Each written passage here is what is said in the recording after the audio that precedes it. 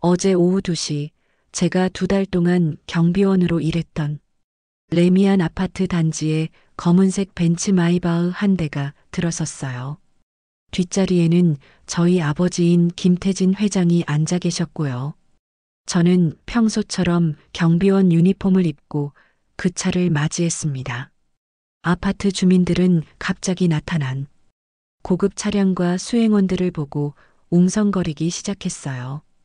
그리고 그 중에는 지난 2달 동안 저를 개처럼 부려먹었던 사람들이 있었습니다. 1504호 박정훈. 저에게 차 세차를 시키고 온갖 심부름을 강요했으며 심지어 대중 앞에서 제 뺨을 때린 사람이죠. 3401호 김영희. 자신의 아이가 놀이터에서 넘어진 것을 제 탓으로 돌리며 무릎 꿇고 사과하라고 강요했던 사람입니다. 2703호 이상철. 매일 밤 술에 취해 와서 저에게 욕설을 퍼붓고 자신에게 똥까지 치우라고 시켰던 사람이에요. 이들이 모두 주변에 모여 있었습니다.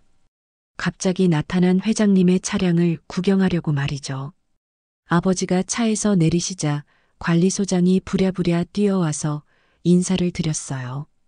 안녕하십니까? 대한건설 회장님, 저희 아파트에 직접 오시다니. 네, 안녕하세요. 오늘은 특별한 일이 있어서 왔습니다.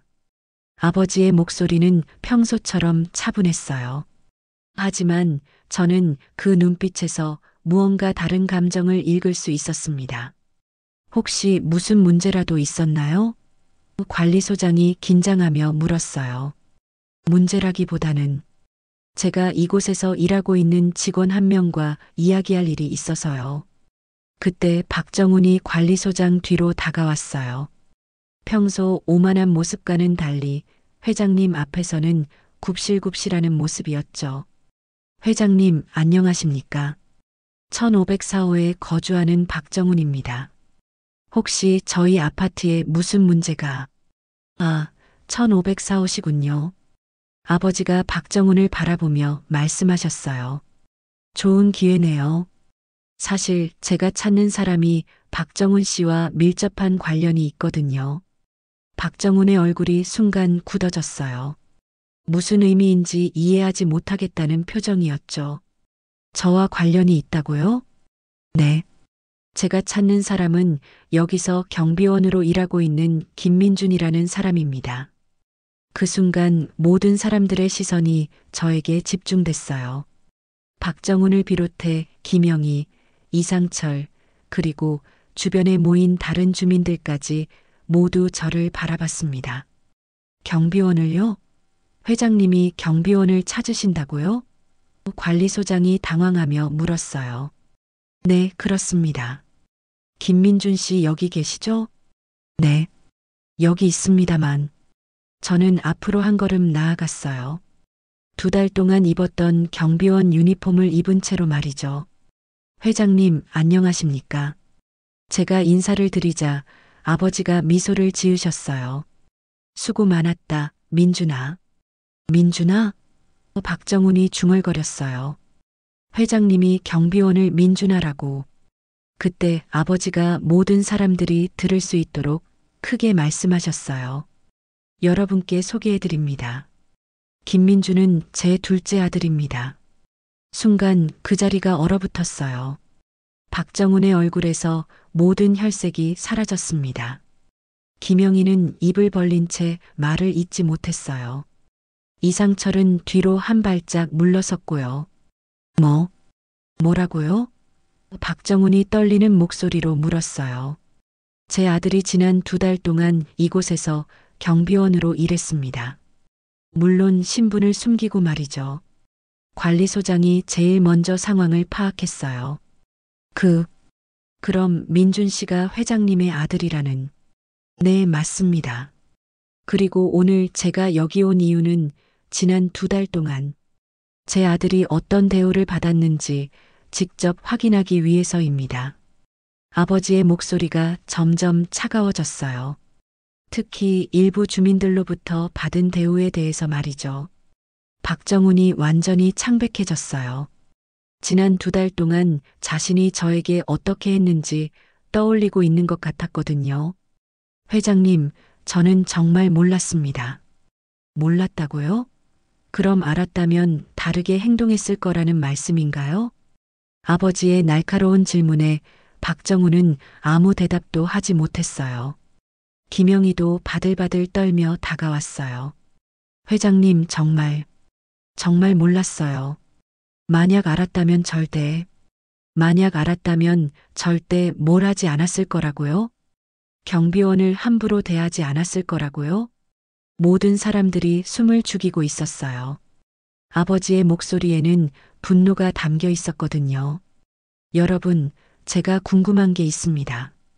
경비원이라는 이유로 한 사람을 함부로 대해도 되는 건가요? 그 사람이 누구든 관계없이 말이죠. 아무도 대답하지 못했어요. 저는 그 순간을 2달 동안 기다려왔어요. 매일 밤 굴욕을 참으며 언젠가는 진실이 밝혀질 거라고 믿으며 버텨온 시간들이 드디어 보상받는 순간이었죠. 민준아, 지난 2달 동안 어떤 일들이 있었는지 이야기해 줄래?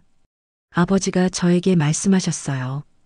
저는 깊게 숨을 들이마셨습니다. 드디어 모든 것을 털어놓을 때가 온 거예요. 네, 아버지. 지난 2달 동안 정말 많은 일이 있었습니다. 그렇게 해서 시작된 이야기가 바로 지금 여러분께 들려드리는 이야기예요. 어떻게 회장의 아들이 경비원이 됐는지, 그리고 그 2달 동안 무슨 일들이 벌어졌는지 처음부터 차근차근 말씀드릴게요. 분명히 말씀드리는데 이 이야기를 듣고 나시면 여러분도 절대 서비스업 종사자들을 함부로 대하지 못하실 거예요. 그 사람이 누구인지 모르니까요. 그럼 이제 시작해 보겠습니다. 회장의 아들이 경비원이 된 진짜 이유부터 말이죠. 사실 제가 경비원이 된 건 순전히 아버지 때문이었어요.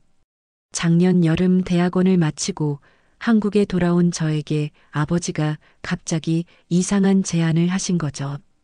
민준아, 너는 아직 진짜 세상이 어떻게 돌아가는지 모르는 것 같다. 아버지, 그게 무슨 말씀이세요? 우리가 짓는 아파트에서 사람들이 어떻게 살아가는지, 그 속에서 어떤 일들이 벌어지는지 전혀 모르고 있어. 특히 돈과 권력이 사람을 어떻게 바꾸는지 말이야. 저는 무슨 말씀인지 이해할 수 없었어요. 1년 동안 신분을 숨기고 우리 아파트 단지에서 경비원으로 일해봐라. 그러면 진짜 세상이 보일 거다. 네? 경비원이요? 그래. 만약 1년을 견뎌내면 그때 회사 경영에 참여시켜주겠다. 하지만 중간에 포기하면 상속에서 제외시키겠다. 충격적인 조건이었어요. 처음에는 농담인 줄 알았는데 아버지의 표정이 진지하다는 걸 깨달았죠. 아버지, 정말 그렇게 해야 하나요? 민준아, 너는 태어날 때부터 모든 것이 주어진 환경에서 살아왔다.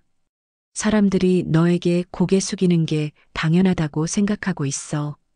하지만 세상의 대부분은 그렇지 않다. 그걸 직접 경험해봐야 진짜 리더가 될 수 있어. 결국 저는 아버지의 제안을 받아들였어요. 거부할 수도 없었고 한편으로는 호기심도 있었거든요.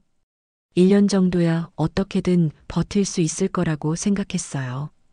그렇게 해서 저는 김민준이라는 가명으로 강남의 레미안 아파트 단지에 경비원으로 취직하게 되었습니다. 아버지가 비밀리에 모든 걸 준비해 놓으셨거든요.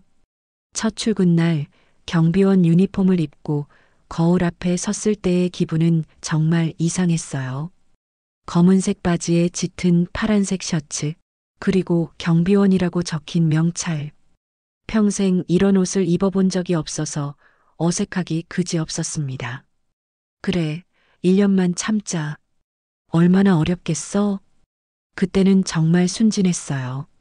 제가 어떤 경험을 하게 될지 전혀 몰랐거든요. 첫 출근하고 일주일 정도는 평범했어요. 박영수 팀장님이 업무를 가르쳐 주셨고 대부분의 주민들은 그냥 인사 정도만 하고 지나갔거든요. 아, 이 정도면 할만하네. 1년 금방 지나갈 것 같은데?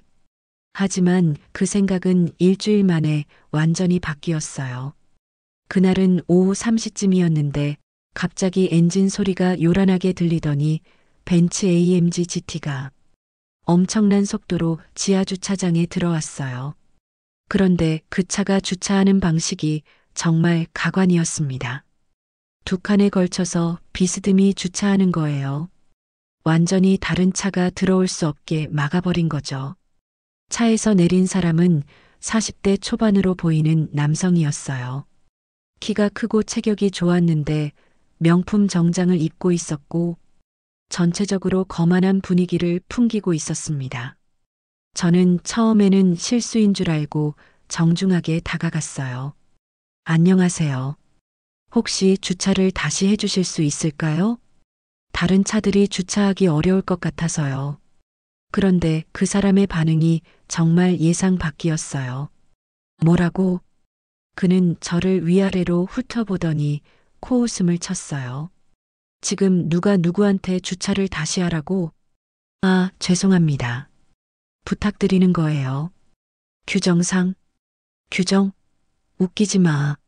너 같은 경비원이 나한테 규정 타령? 저는 순간 당황했어요. 정중하게 부탁드린 건데 왜 이런 반응을 보이는지 이해할 수 없었거든요. 죄송합니다. 하지만 다른 주민분들이, 다른 주민들? 야, 너 지금 나보고 다른 사람들 눈치 보라는 거야? 그 사람은 점점 목소리를 높여가며 저에게 소리를 지르기 시작했어요. 1504호 박정훈이야. 기억해둬. 내가 여기 관리비를 얼마나 내는지 알아? 월 200만 원이 넘어. 너 월급의 몇 배인지 계산해봐. 200만 원. 정말 많은 돈이긴 했어요. 하지만 그렇다고 해서 규정을 어겨도 되는 건 아니잖아요. 하지만 주차는, 하지만은 무슨 하지만이야.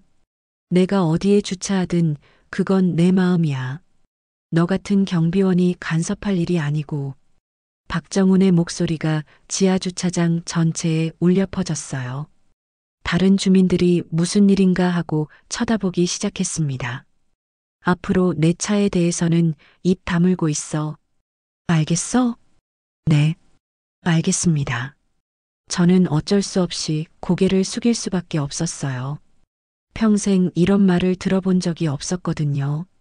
박정훈은 그걸로 끝인 줄 알았는데 더 충격적인 말을 했어요. 아, 그리고 다음부터는 내 차 문 열어줘.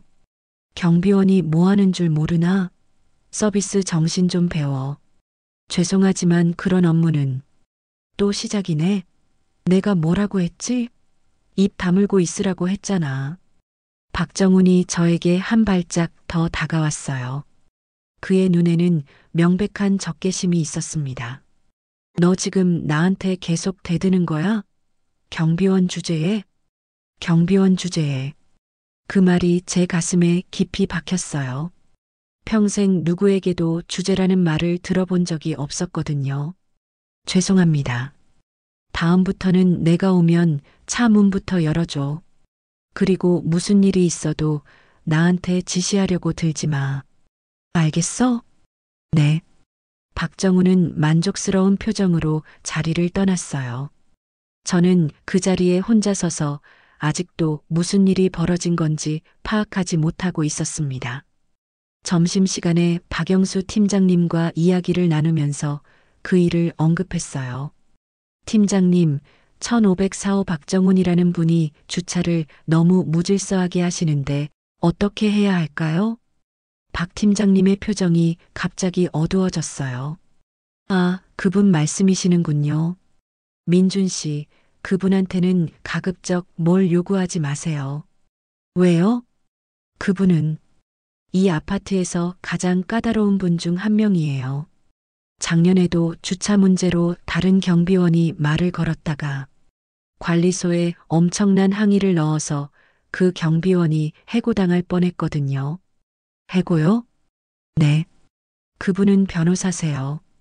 그리고 이 아파트에서 제일 비싼 평형대에 살고 계시고 관리비도 가장 많이 내시거든요. 관리소장도 함부로 건드리지 못해요. 저는 충격을 받았어요. 돈이 많다고 해서, 변호사라고 해서 다른 사람을 함부로 대해도 되는 건가요? 그럼 주차 위반을 해도 그냥 두라는 말씀이세요? 어쩔 수 없어요. 현실적으로 우리가 할 수 있는 건 별로 없어요. 그날 오후에 박정훈의 진짜 모습을 봤어요. 오후 5시쯤 그가 다시 지하 주차장에 나타났는데 이번에는 더 황당한 요구를 했어요. 야, 경비원. 네, 말씀하세요. 내 차 좀 닦아 놓으라고. 죄송하지만 그런 업무는. 뭐라고? 지금 나한테 안 된다고 하는 거야? 박정훈의 목소리가 점점 커졌어요. 주변에 있던 다른 주민들도 쳐다보기 시작했습니다. 경비원이 주민 서비스를 하는 게 당연한 거 아니야? 내가 관리비를 누구한테 내는 줄 알아? 하지만 세차는 경비원 업무 범위가 아닙니다. 업무 범위가 아니라고? 그럼 뭐가 업무야? 하루 종일 경비실에 앉아서 놀고 있으면서 그 순간 저는 정말 참기 어려웠어요. 하지만 아버지와의 약속을 생각하며 꼭 참았습니다. 죄송합니다. 하지만 정말 그런 업무는 할 수 없습니다. 할 수 없다고? 좋아. 그럼 관리소장한테 전화해서 너 잘라달라고 할 테니까 각오해. 박정우는 그 자리에서 휴대폰을 꺼내서 관리소장에게 전화를 걸었어요. 관리소장님? 네, 박정훈입니다. 지금 지하 주차장에 새로 온 경비원이 있는데 주민 서비스를 거부하네요. 이런 식으로 일할 거면 교체를 검토해 주세요. 그 전화를 들으면서 저는 주먹을 꽉 쥐고 있었어요. 평생 이런 모욕을 당해본 적이 없었거든요. 전화를 끊은 박정훈이 저에게 비웃는 듯한 표정으로 말했어요. 내일부터 여기서 못 볼 것 같은데? 잘 가라, 경비원. 그리고는 자신의 차를 타고 유유히 사라졌어요. 그날 저녁 집에 돌아와서 저는 거울 앞에 섰어요. 경비원 유니폼을 입은 제 모습이 처음으로 초라해 보였습니다. 하지만 동시에 깨달았어요. 이것이 바로 아버지가 저에게 보여주고 싶었던 현실이구나. 돈과 권력이 없으면 이렇게 무시당하고 살아야 하는 세상. 그리고 돈과 권력이 있으면 다른 사람을 이렇게 함부로 대할 수 있는 세상. 하지만 이것은 시작에 불과했어요. 진짜 지옥은 따로 있었거든요. 다음 날 아침 출근했을 때 관리소장이 저를 부르더라고요. 민준 씨, 어제 1504호에서 전화했는데 앞으로 좀 더 융통성 있게 대응해 주세요. 결국 제가 잘못한 것처럼 처리된 거였어요. 해고는 면했지만 기분이 정말 나빴습니다. 소장님, 그럼 경비원이 세차까지 해야 하는 건가요? 그런 건 아니지만 좀 더 부드럽게 대응했으면 좋겠어요. 죄송하지만 규정상 어렵습니다가 아니라 확인해보고 연락드리겠습니다. 이런 식으로요. 결국 명확한 거절 대신 애매하게 넘어가라는 뜻이었어요. 주민들이 갑이고 경비원은 을이라는 걸 확실히 느꼈습니다. 그 후 며칠 동안 저는 다른 경비원들과 이야기를 나누면서 이 아파트의 진짜 모습을 알게 되었어요. 점심시간에 이정수 경비원과 함께 식사하면서 들은 이야기들이 정말 충격적이었거든요. 이정수 씨는 50대 중반으로 이곳에서 5년째 근무하고 계셨어요. 민준 씨, 여기 사는 사람들 완전히 계층이 나뉘어 있어요. 30평대는 그나마 인간적인데 50평 이상은 정말. 어떤 식으로요? 우리를 사람으로 안 봐요. 그냥 돈 주고 부리는 하인 정도로 생각하는 것 같아요. 이정수 씨가 들려준 사례들은 정말 기가 막혔어요.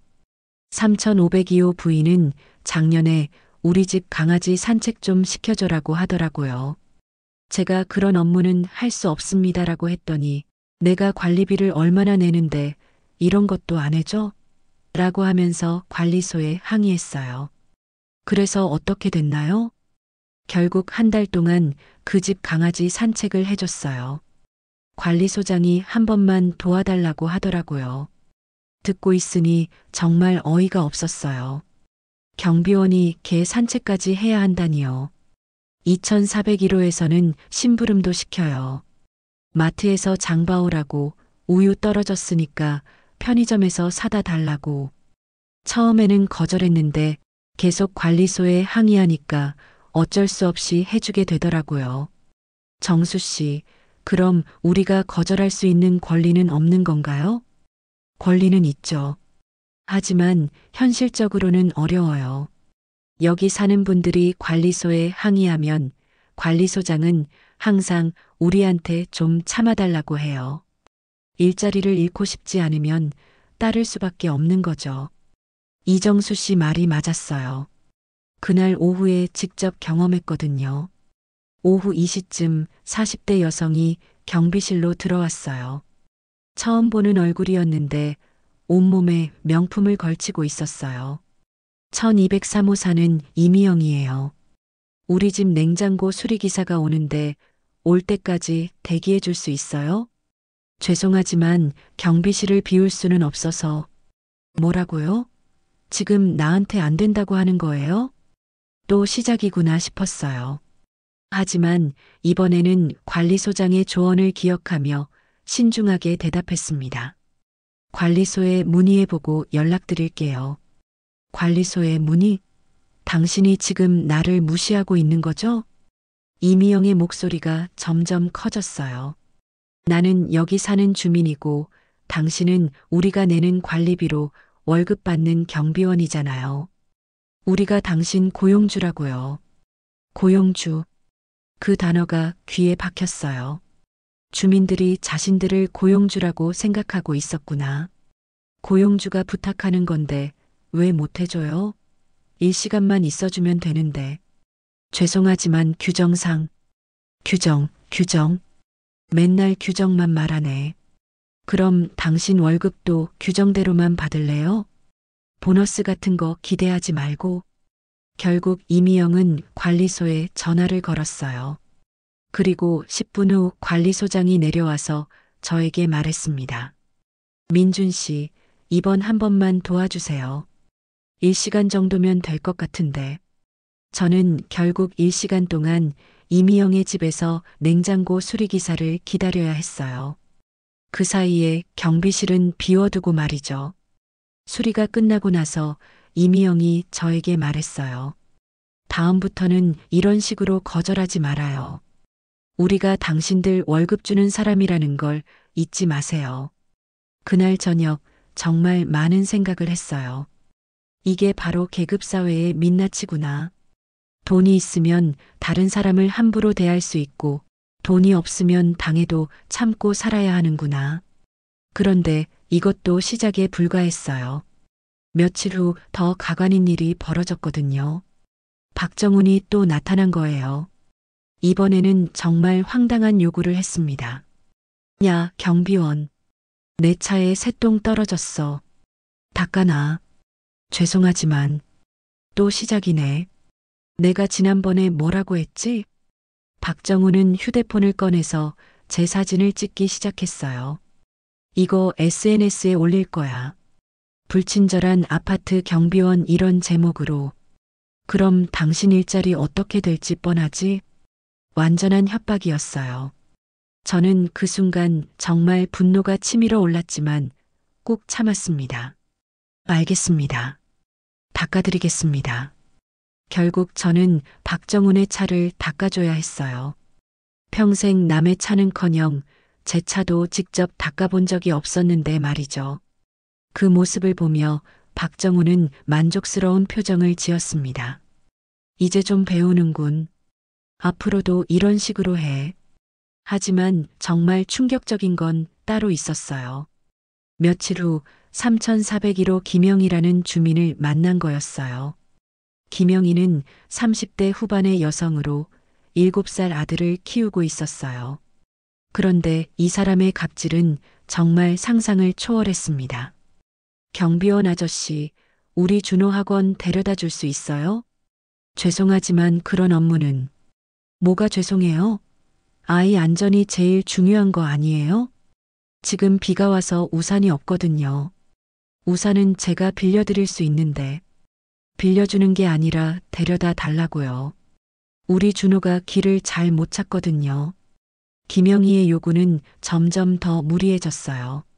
그리고 앞으로 준호 학원 갔다 올 때까지 아파트 앞에서 기다려주세요.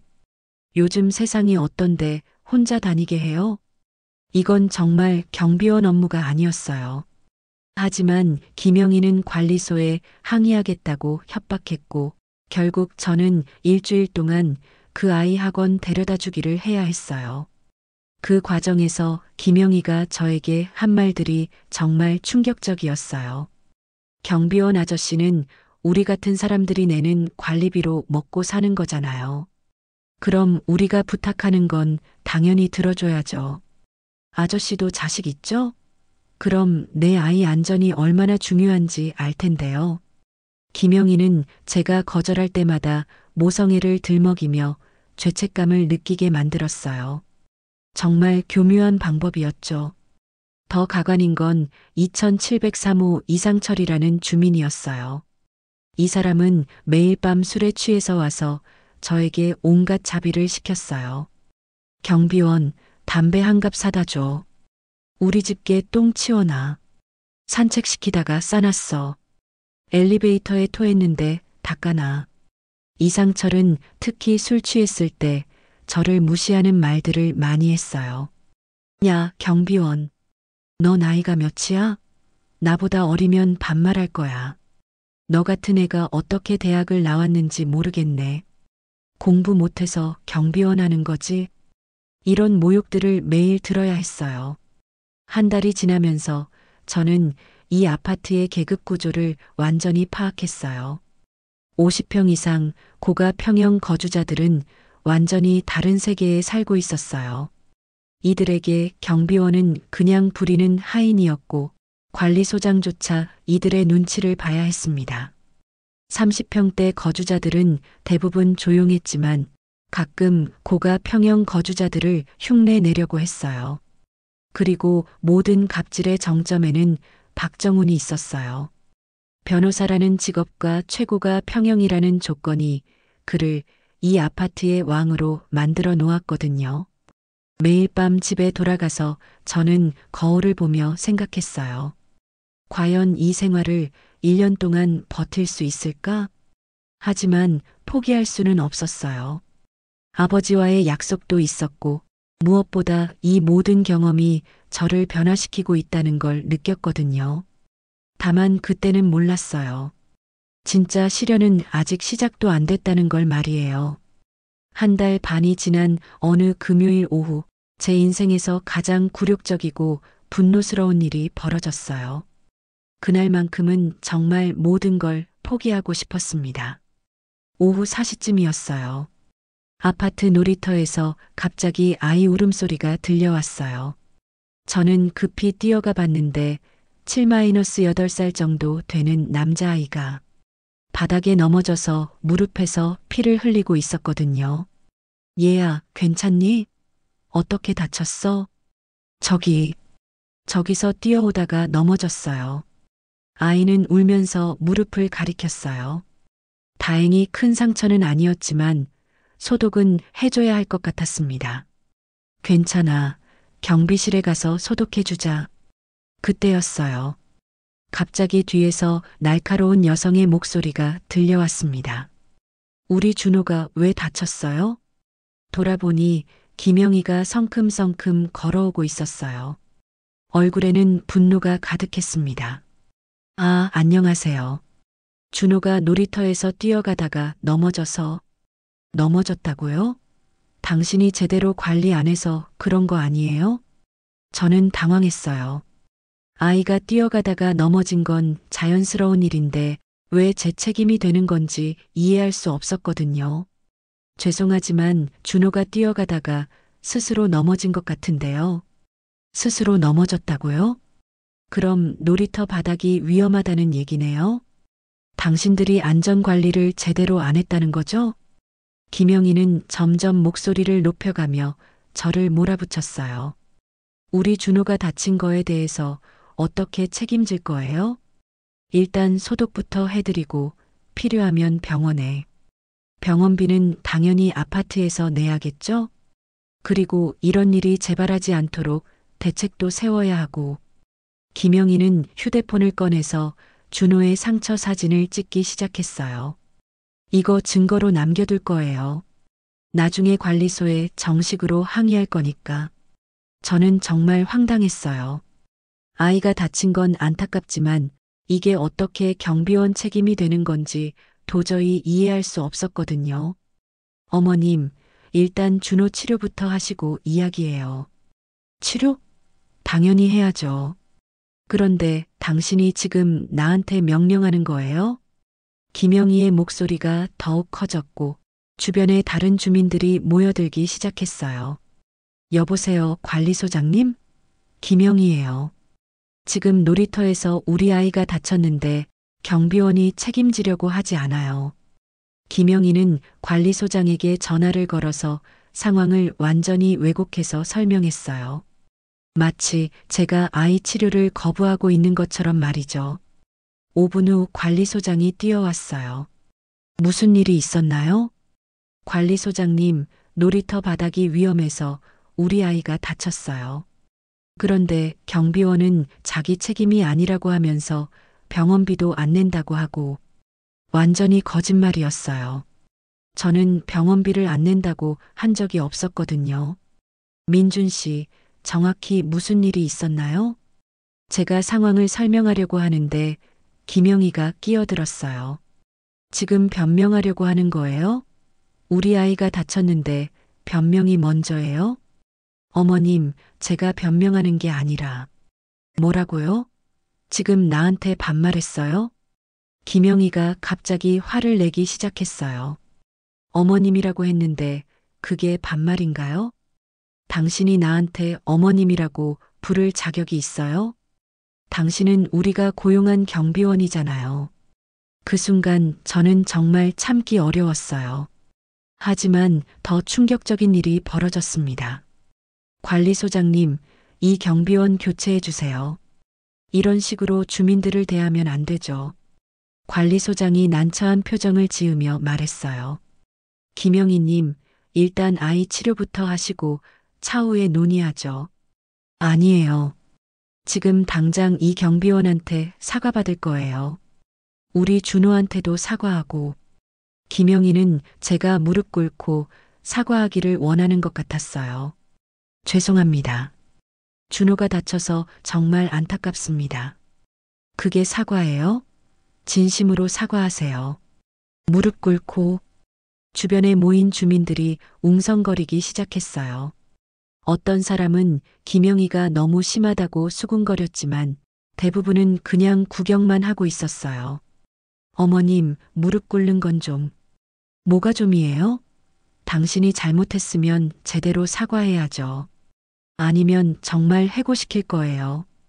그때 가장 무서운 목소리가 들려왔어요. 뭔 일이야 이게? 돌아보니 박정훈이 나타났어요. 상황이 더 복잡해질 것 같았습니다. 아, 박정훈님. 이 경비원이 우리 아이가 다쳤는데도 책임지려고 하지 않아서요. 김영희가 박정훈에게 상황을 설명했어요. 역시나 사실을 완전히 왜곡해서 말이죠. 박정훈이 저를 보더니 그 특유의 비웃는 표정을 지었어요. 야, 경비원. 또 주민들한테 말대꾸하고 있었어? 그런 게 아닙니다. 오해가 있었던 것 같아서. 오해? 주민이 화를 내는데 오해라고? 당신이 잘못했으니까 화를 내는 거 아니야? 박정훈이 점점 저에게 가까이 다가왔어요. 내가 지난번에 뭐라고 했지? 민들한테 말대꾸하지 말라고 했잖아. 저는 말대꾸한 게 아니라 또 말대꾸하네. 그 순간이었어요. 박정훈의 손이 번개처럼 움직였습니다. 찰싹? 제 뺨에 박정훈의 손바닥이 내려앉았어요. 그 소리가 놀이터 전체에 울려 퍼졌습니다.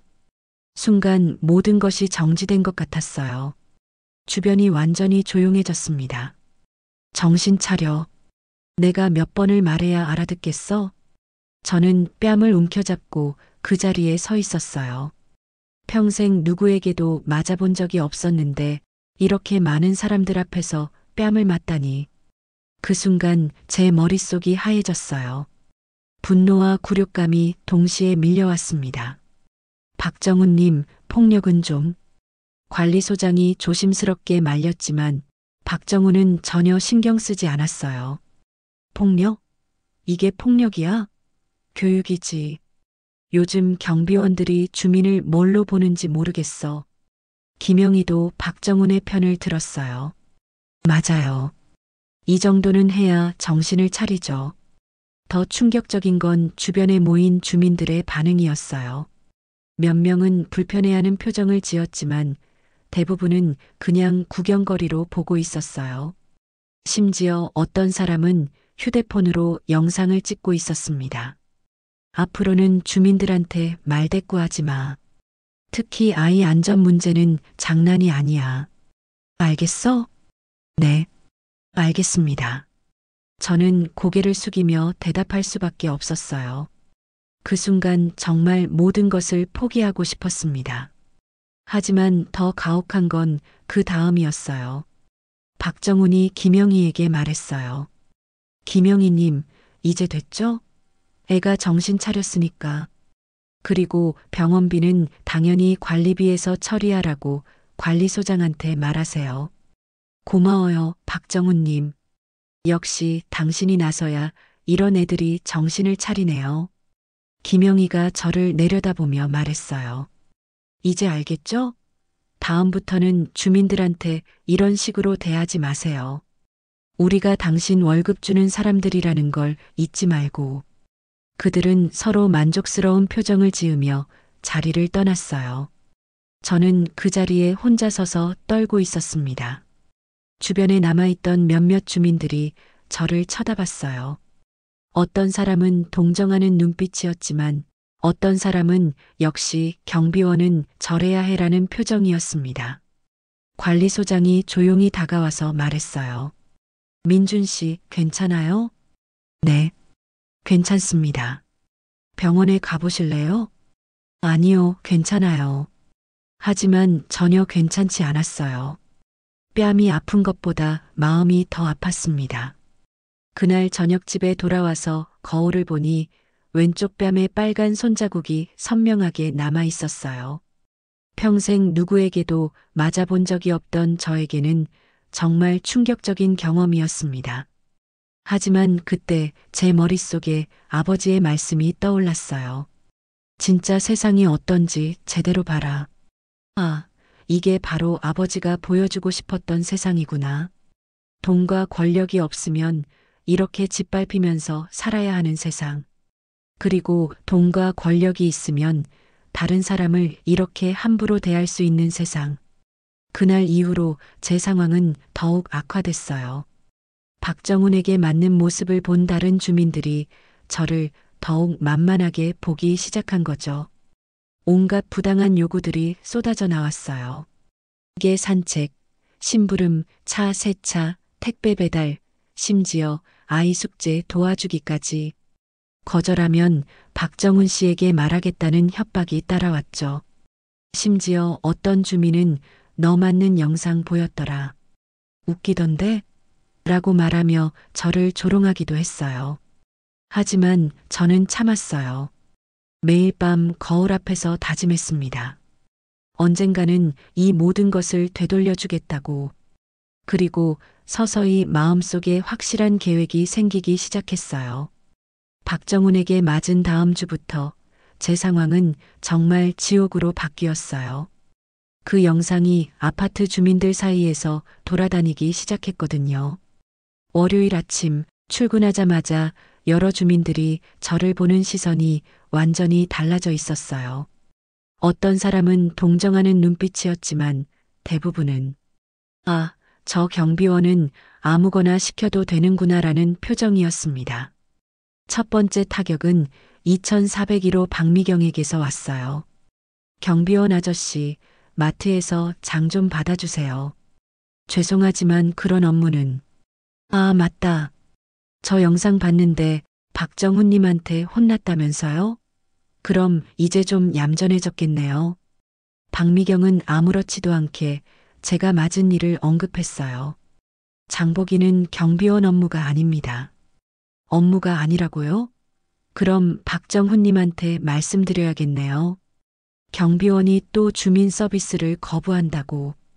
결국 저는 30분 동안 마트에서 장을 받아줘야 했어요. 우유, 빵, 과일까지 한가득 들고 말이죠. 화요일에는 3,500이요. 이정미가 더 황당한 요구를 했어요. 경비원, 우리 집 화장실 뚫어주세요.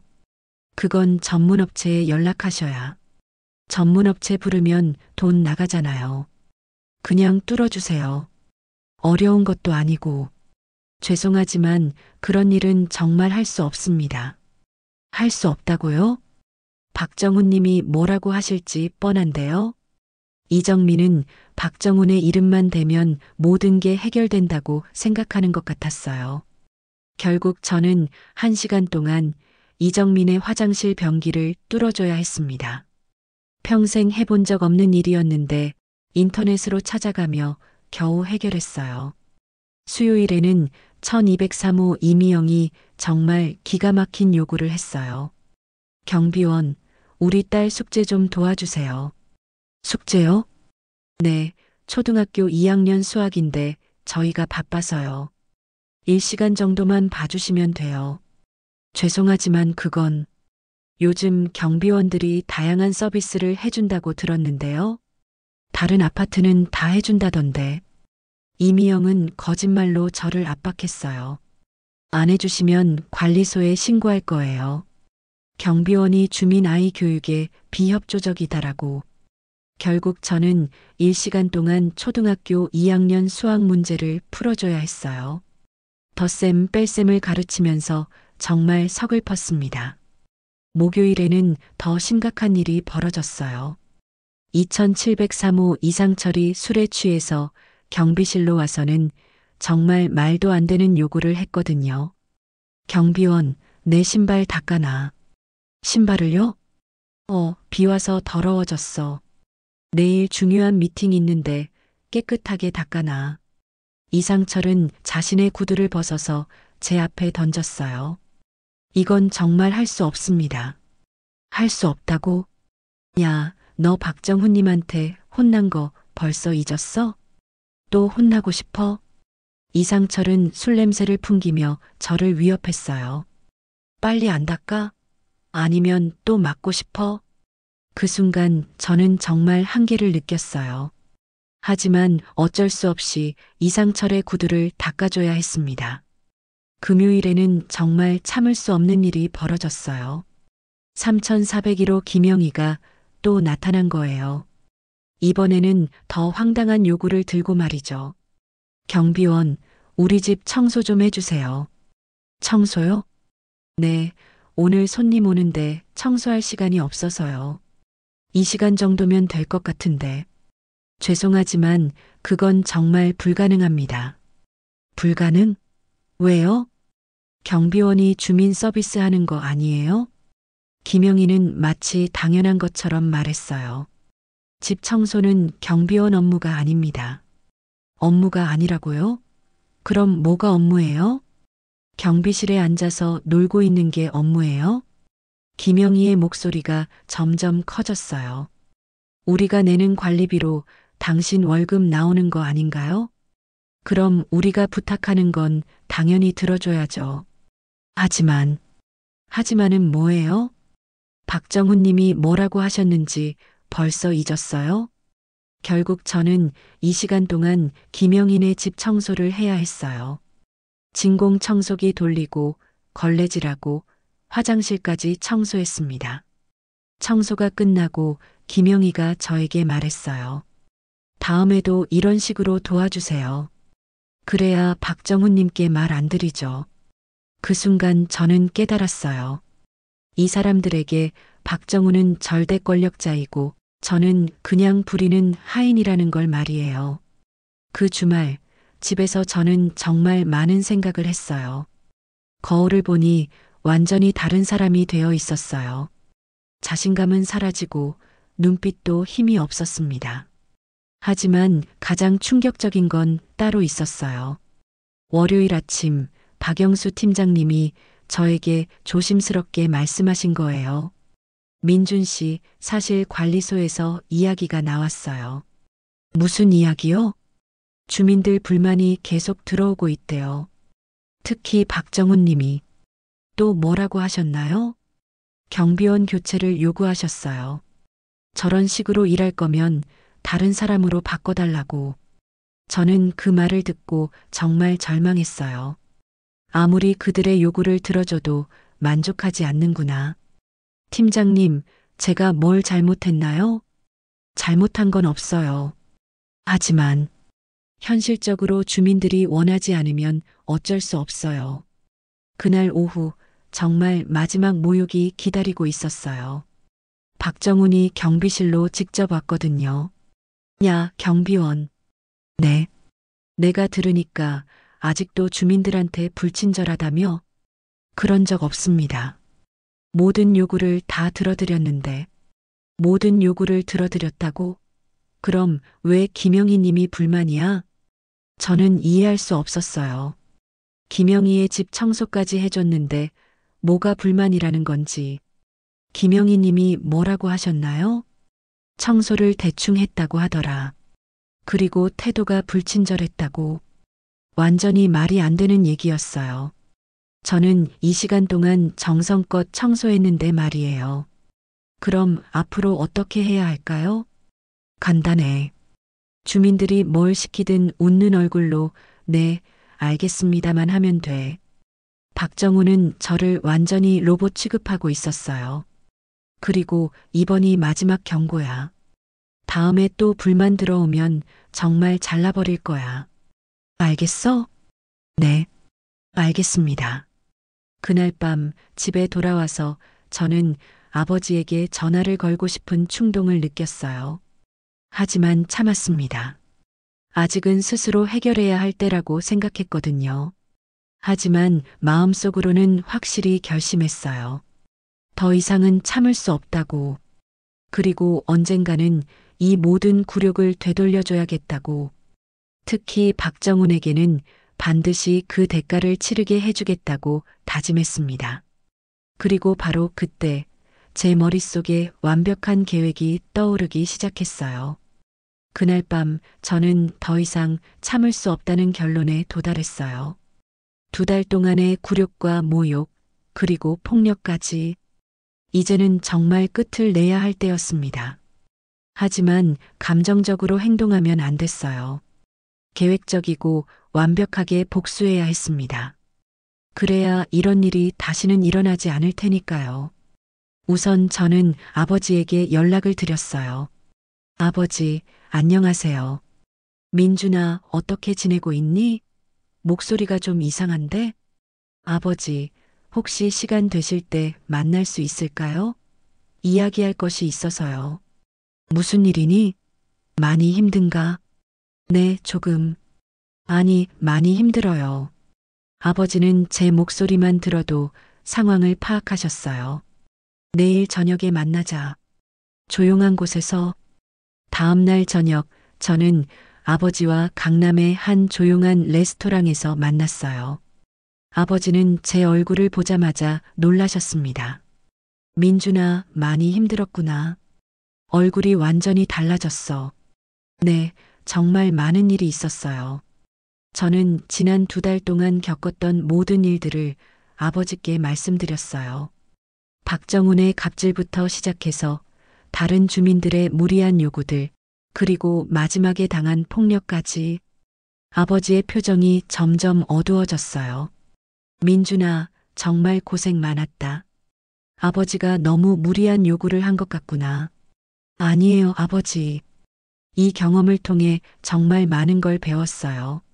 세상이 어떻게 돌아가는지, 그리고 권력이 사람을 어떻게 바꾸는지. 그래도 폭력까지 당할 줄은 몰랐다. 당장 그만두고 집으로 돌아와라. 아버지, 잠시만요. 저에게 제안이 있어요. 아버지가 궁금한 표정으로 저를 바라보셨어요. 제가 직접 복수를 해보고 싶어요. 물론 아버지의 도움을 받아서요. 복수라고? 네. 그 사람들이 얼마나 비겁하고 추악한지 모든 사람들 앞에서 드러내고 싶어요. 그리고 제가 누구인지 밝혀서 그들이 얼마나 바보 같은 짓을 했는지 보여주고 싶어요. 아버지가 잠시 생각하시더니 말씀하셨어요. 구체적으로 어떤 계획이니? 우선 증거를 더 모아야 해요. 그들의 갑질 장면들을 녹음하고 녹화해서요. 그리고 적당한 시점에 아버지께서 직접 아파트에 오셔서 제 정체를 밝히는 거예요. 흥미롭군. 계속 말해봐라. 특히 박정훈이라는 사람은 반드시 응징받아야 해요. 변호사라는 직업을 가지고 있으면서 다른 사람에게 폭력을 휘두르고 자신의 권력을 남용하는 사람이거든요. 아버지의 눈빛이 날카로워졌어요. 박정훈. 혹시 법무법인 정의에 다니는 박정훈인가? 네, 맞아요. 아버지가 아세요? 알지. 우리 회사 법무팀에서 몇 번 일을 의뢰한 적이 있어. 실력은 있지만 성격이 좀 문제가 있다고 들었거든. 그럼 더 좋네요. 아버지가 아시는 사람이라면 더 충격적일 거예요. 아버지가 미소를 지으셨어요. 좋다. 내 계획에 동참하겠다. 하지만 조건이 있어. 무슨 조건이요? 증거 수집을 완벽하게 해라. 그리고 절대 감정적으로 행동하지 마라. 모든 걸 법적으로 처리할 수 있도록 준비해야 한다. 네, 알겠습니다. 그날부터 저는 본격적인 증거 수집에 나섰어요. 아버지가 보내주신 초소형 녹음기와 카메라를 이용해서 말이죠. 우선 박정훈의 갑질을 녹음하는 것부터 시작했어요. 며칠 후 기회가 왔습니다. 화요일 오후 박정훈이 또 지하주차장에 나타났어요. 야, 경비원. 내 차에 스크래치 났어. 어떻게 할 거야? 스크래치요? 언제 생긴 건지, 언제 생겼는지가 중요해? 여기 주차장에서 생긴 거니까 당신이 책임져야지. 저는 녹음기를 켜고 대화를 계속했어요. 죄송하지만 주차장에서 생긴 스크래치까지 경비원이 책임질 수는. 뭐라고? 지금 나한테 책임 안 진다고? 박정훈의 목소리가 점점 커졌어요. 내가 누군지 알아? 변호사야, 변호사. 너 같은 경비원 고소하는 건 일도 아니야. 하지만 법적으로도. 법적으로? 웃기지 마. 내가 법을 가르쳐 줄까? 여기 주차장 관리 소홀로 인한 재물 피해는 관리 주체가 책임져야 한다고. 박정훈은 완전히 거짓 법률 정보를 말하고 있었어요. 하지만 저는 모르는 척 했습니다. 그럼 어떻게 해야 할까요? 수리비 내라. 50만 원. 50만 원이요? 왜 비싸? 그럼 내가 법적 조치 취할까? 그럼 수리비보다 더 많이 물어야 할 텐데. 결국 저는 50만 원을 개인적으로 물어주겠다고 했어요. 물론 실제로 낼 생각은 없었지만 녹음을 위해서였거든요. 그 다음은 김영희의 갑질을 녹화했어요. 수요일 오후 김영희가 또 황당한 요구를 들고 왔거든요. 경비원, 우리 집 고장난 전자레인지 가져다 버려주세요. 전자레인지요? 네, 무거워서 제가 못 들고 가거든요. 재활용 센터까지 가져다 주세요. 죄송하지만 그런 업무는. 또 시작이네요. 박정훈님 말씀 또 들어야 해요? 김영희는 박정훈의 이름만 대면 모든 게 해결된다고 생각하고 있었어요. 저는 카메라를 켜고 그 장면을 녹화했습니다. 경비원이 주민 서비스하는 게 당연한 거 아니에요? 우리가 관리비 내고 있잖아요. 하지만은 뭐예요? 관리비로 당신 월급 나오는 거 아닌가요? 그럼 우리 말 들어야죠. 김영희의 황당한 논리가 고스란히 녹화됐어요.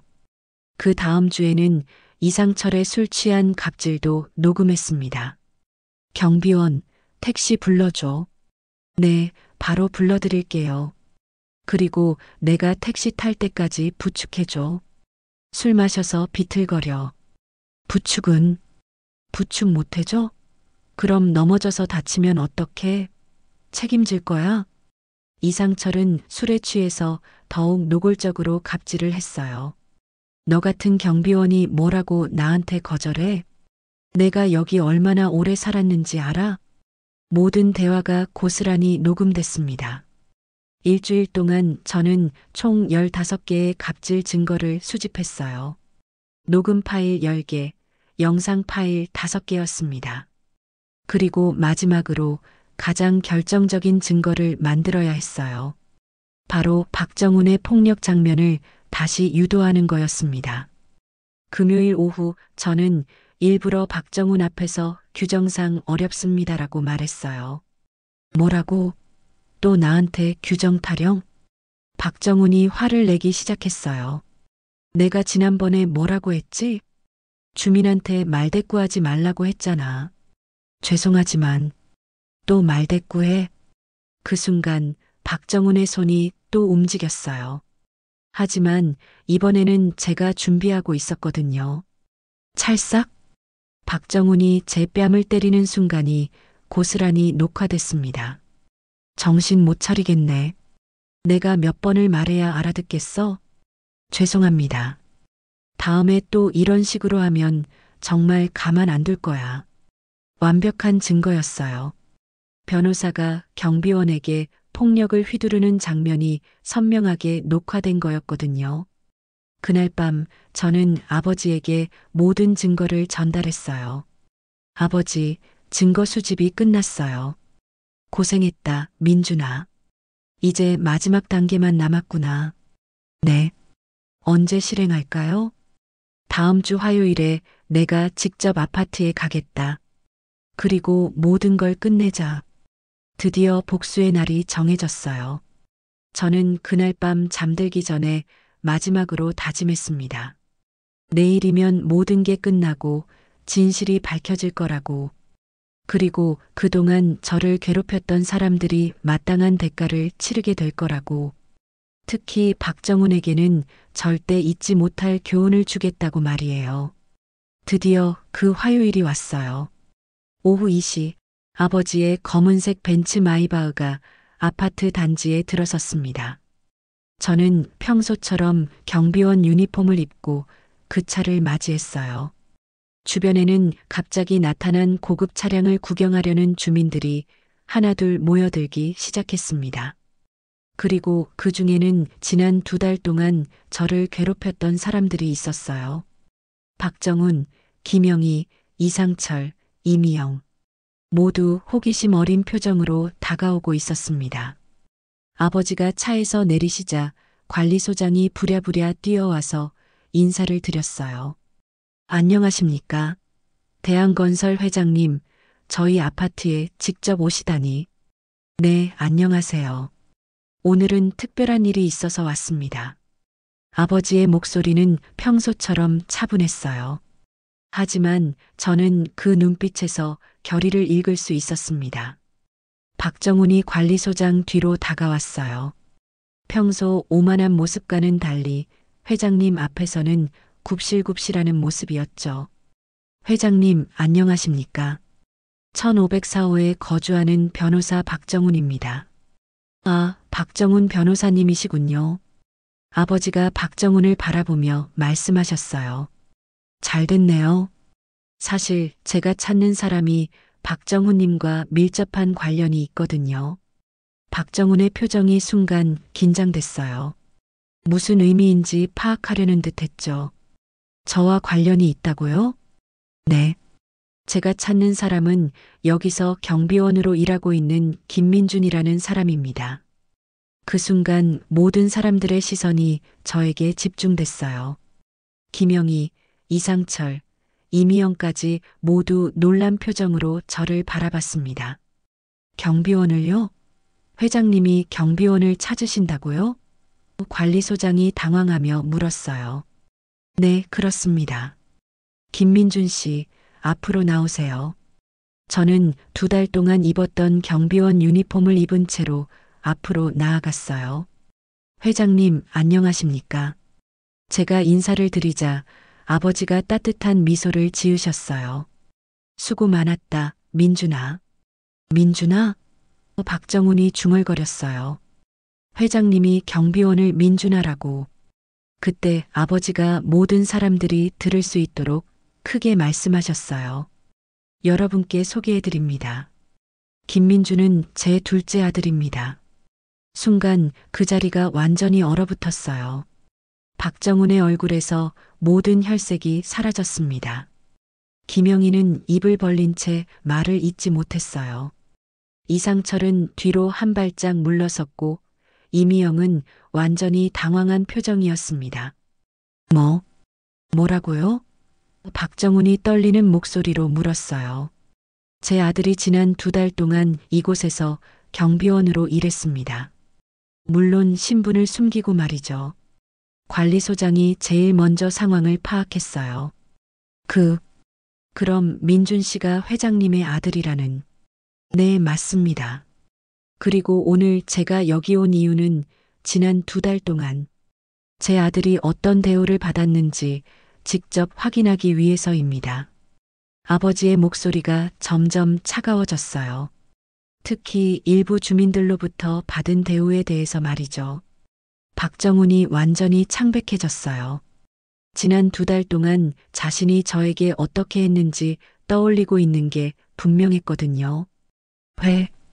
회장님, 저는 정말 몰랐습니다. 몰랐다고요?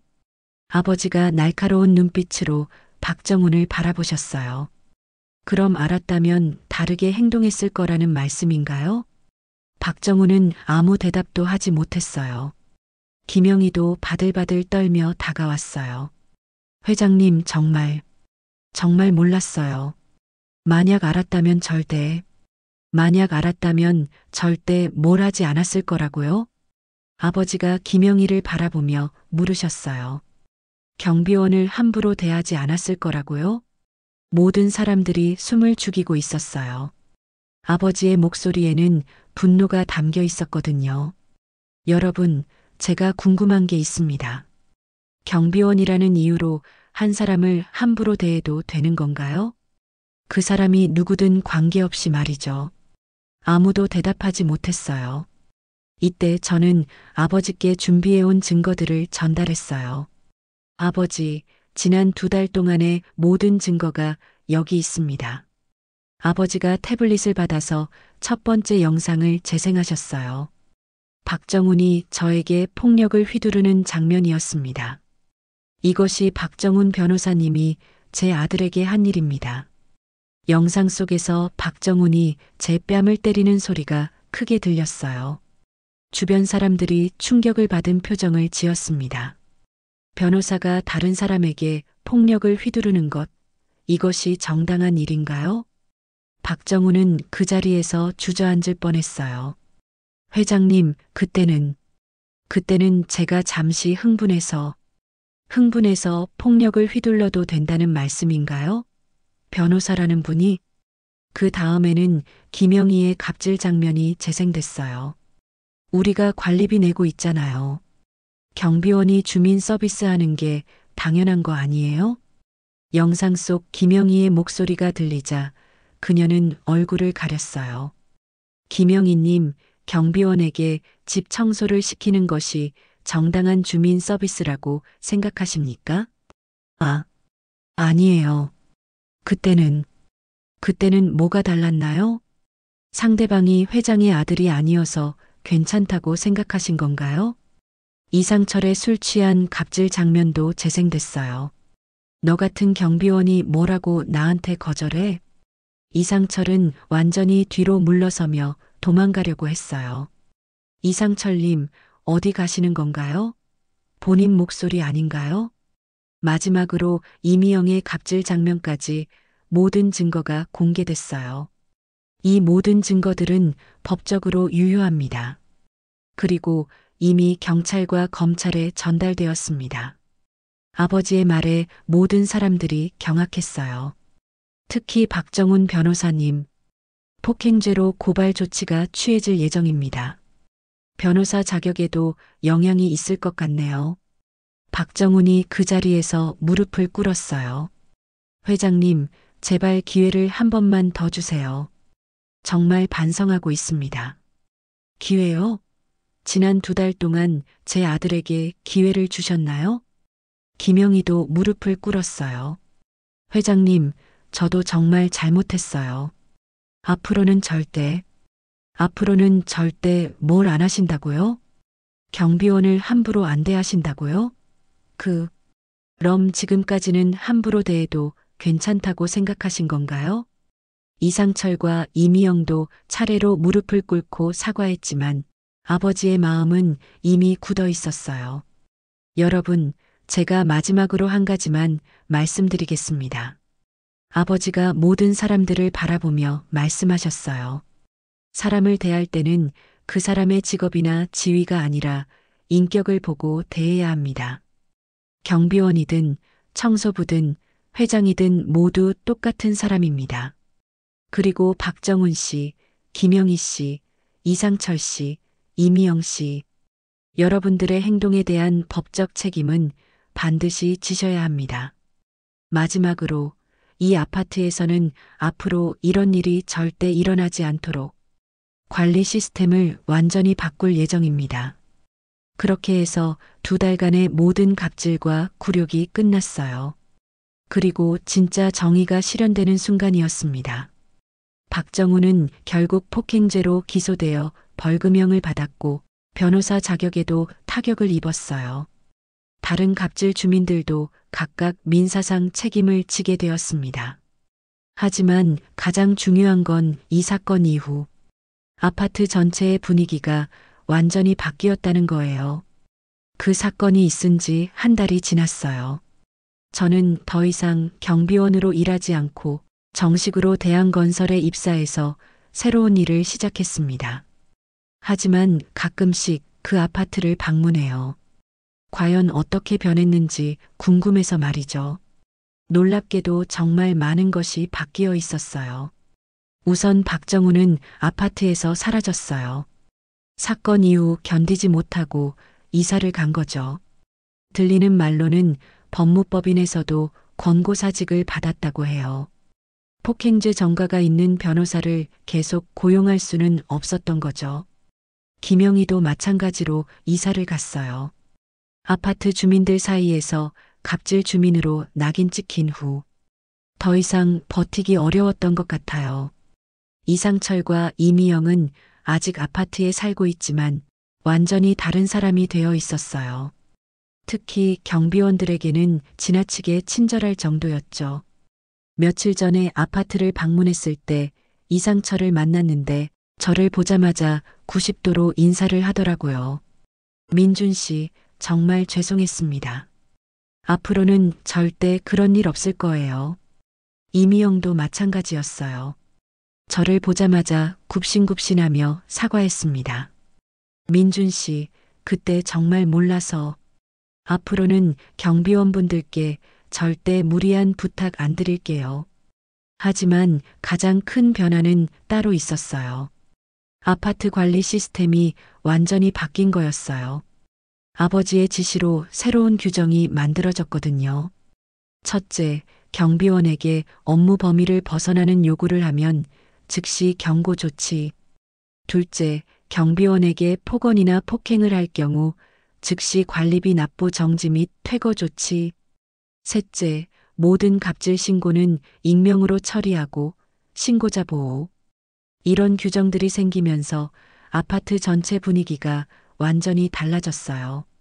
새로 온 박민수 경비팀장은 저에게 이렇게 말했어요. 민준 씨 덕분에 우리가 사람다운 대우를 받게 됐어요. 정말 고마워요. 요즘 주민들이 어떠세요? 완전히 달라졌어요. 이제는 안녕하세요, 수고하세요, 인사도 받고 명절 때는 선물도 주시고 예전에는 상상도 못했던 일이에요. 다른 경비원들도 마찬가지였어요. 이정수 씨는 저에게 이렇게 말했습니다. 민준 씨, 덕분에 우리가 진짜 직업적 자부심을 갖게 됐어요. 이제는 경비원이라는 직업이 부끄럽지 않아요. 하지만 가장 큰 변화는 제 자신에게 일어났어요. 2달간의 경비원 생활을 통해 저는 정말 많은 것을 배웠거든요. 첫째, 돈과 권력이 있다고 해서 다른 사람을 함부로 대해서는 안 된다는 것. 둘째, 모든 직업에는 나름의 가치가 있고 그것을 존중해야 한다는 것. 셋째, 진짜 리더는 권력으로 누르는 것이 아니라 사람을 이해하고 배려하는 것이라는 것. 이제 대한건설에서 일하면서 저는 이런 철학을 바탕으로 경영에 참여하고 있어요. 특히 현장 직원들과의 소통에 많은 신경을 쓰고 있습니다. 건설 현장의 작업자들, 청소 직원들, 경비원들, 모든 사람들의 목소리에 귀 기울이려고 해요. 그리고 무엇보다 우리 회사가 짓는 모든 아파트에 직장 내 갑질 방지 시스템을 도입했어요. 레미안 아파트에서 시작된 이 시스템이 이제는 전국의 모든 대한건설 아파트에 적용되고 있습니다. 며칠 전에는 정말 기분 좋은 소식을 들었어요. 다른 건설사들도 우리를 벤치마킹해서 비슷한 시스템을 도입하기 시작했다는 거예요. 작은 변화가 큰 변화를 만들어내고 있는 거죠. 그리고 무엇보다 뿌듯한 건 이 모든 변화가 저 혼자만의 힘이 아니라는 거예요. 박영수 팀장님, 이정수 경비원님, 그리고 그동안 묵묵히 참아왔던 모든 경비원분들의 힘이 모여서 만들어낸 결과라는 것. 여러분, 이 이야기를 들으시면서 무엇을 느끼셨나요? 혹시 여러분도 일상에서 서비스업 종사자들을 만날 때가 있으실 텐데요. 식당 직원, 택배 기사님, 청소 직원, 경비원. 이런 분들을 대할 때 어떤 마음가짐을 가지고 계신가요? 제가 이 경험을 통해 깨달은 건 모든 사람에게는 존중받을 권리가 있다는 거예요. 그 사람이 어떤 일을 하든 어떤 계층에 속하든 상관없이 말이죠. 그리고 혹시 여러분이 누군가에게 권력을 행사할 위치에 있으시다면 이 이야기를 기억해 주세요. 진정한 힘은 남을 짓밟는 것이 아니라 함께 성장하게 만드는 것이라는 걸 말이에요. 마지막으로 만약 지금 어딘가에서 갑질을 당하고 계신 분이 있다면 포기하지 마세요. 언젠가는 진실이 밝혀지고 정의가 실현될 날이 올 거예요. 저처럼 말이죠. 그리고 무엇보다 작은 변화라도 포기하지 않으면 언젠가는 큰 변화를 만들어낼 수 있어요. 지금 이 순간에도 전국의 수많은 아파트에서 경비원분들이 더 나은 대우를 받고 계실 거예요. 그리고 그것이 바로 이 이야기의 진짜 의미라고 생각해요. 여러분, 오늘 이야기가 도움이 되셨다면 좋아요와 구독 부탁드려요. 그리고 댓글로 여러분의 생각도 들려주세요. 서로 존중하고 배려하는 세상을 만들어가는 것, 그것이 우리 모두의 몫이라고 생각합니다. 감사합니다.